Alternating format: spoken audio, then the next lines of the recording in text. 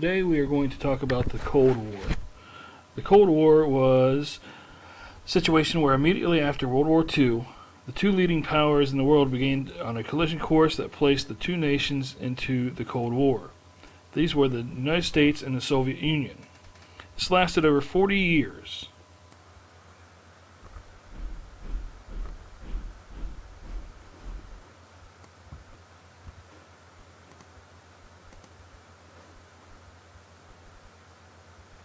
Let's look at the timeline for the start of the Cold War.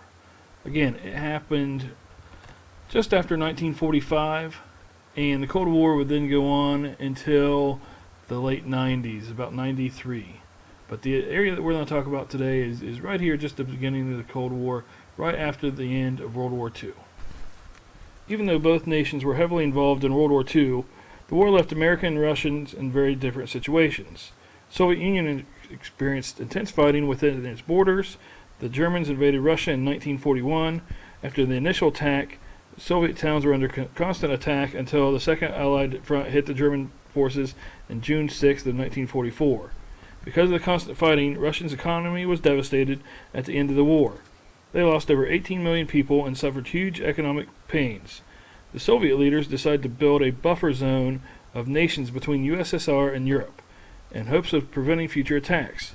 To do this, the USSR knew that socialist governments would need to set up these buffer zones in order to keep people under Soviet control. The U.S. had a much different experience during World War II. Only Pearl Harbor and some of the American territories in the Pacific were attacked. The Soviet Union never engaged in a battle on the nation's mainland. This reduced American losses. This totaled only to about 2 million or so. Instead of the economy suffering, the U.S. economy took off to do wartime mobilizations. This boom continued well into the 1950s and 60s. Because of things were good in the U.S., many Americans believed the rest of the world should adopt a democratic, capitalistic government. The two opposing worldviews, undemocratic socialism in the Soviet Union versus democratic capitalism in the United States, were the foundations of the Cold War.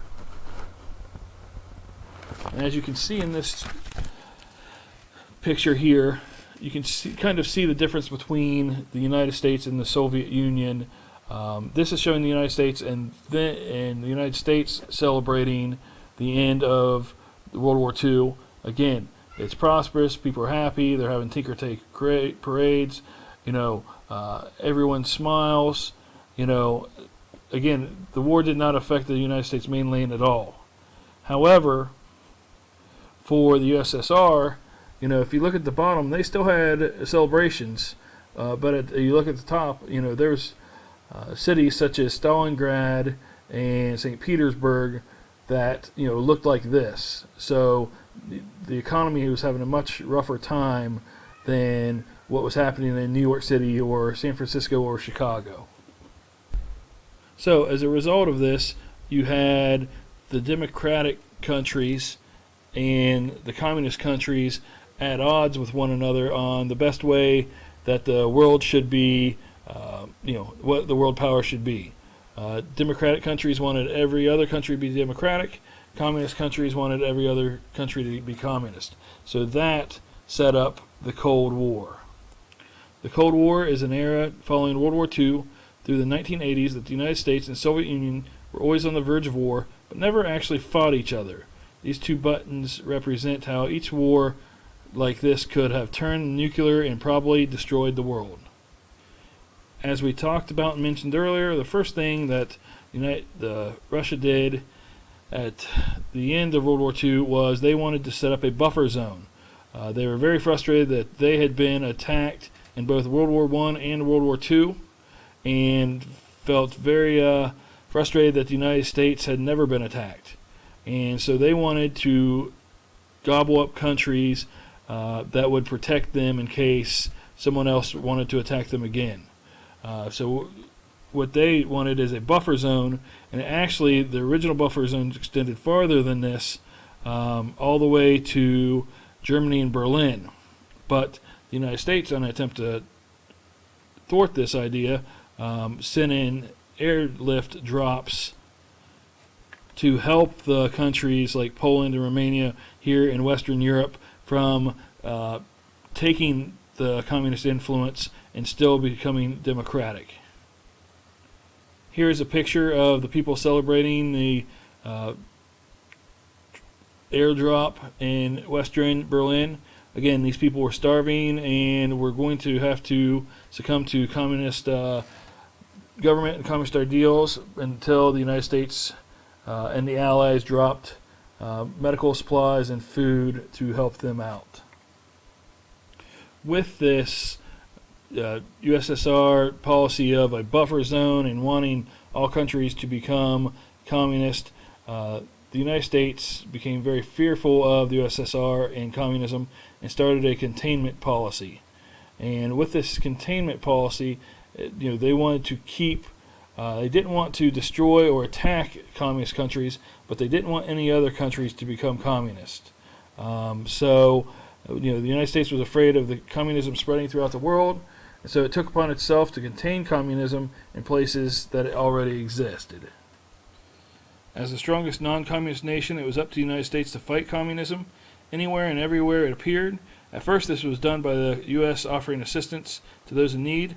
As the Cold War continued, containment was ensured by military force. The fear behind communism spreading came from the domino theory. Communism was compared to a series of dominoes falling. When the first domino falls, it falls into its neighbor, triggering a chain reaction of following dominoes. The same could be said about countries falling to communism. When one nation came under communist control, his belief was that the bordering nations could then fall, causing a chain reaction that would eventually reach the United States. The belief became the cornerstone for the American policy towards the Soviet Union for the Cold War.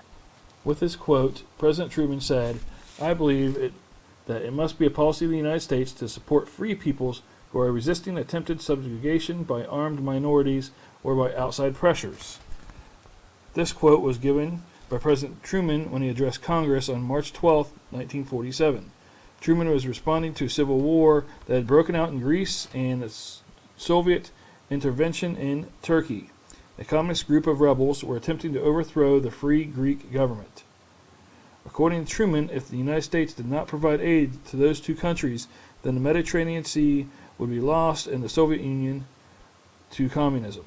Truman asked Congress for $400 million in aid for Greece and Turkey to put down communist uprisings.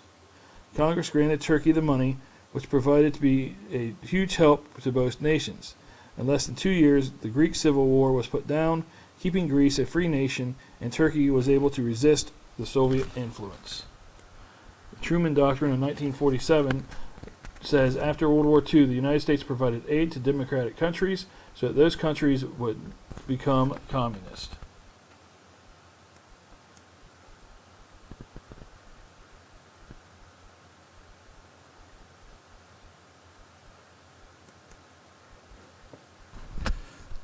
Later, in 1947, the U.S. Secretary of State George C. Marshall offered an economic plan to help Europe recover from the devastation of World War II.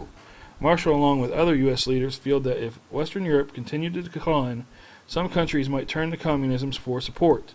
To prevent this, Marshall suggested a massive economic plan that would help European countries recover and stabilize. The Marshall Plan was very successful. It spent $12 billion and it helped rebuild Western Europeans' economy. This prevented communism from gaining hold in Western European nations.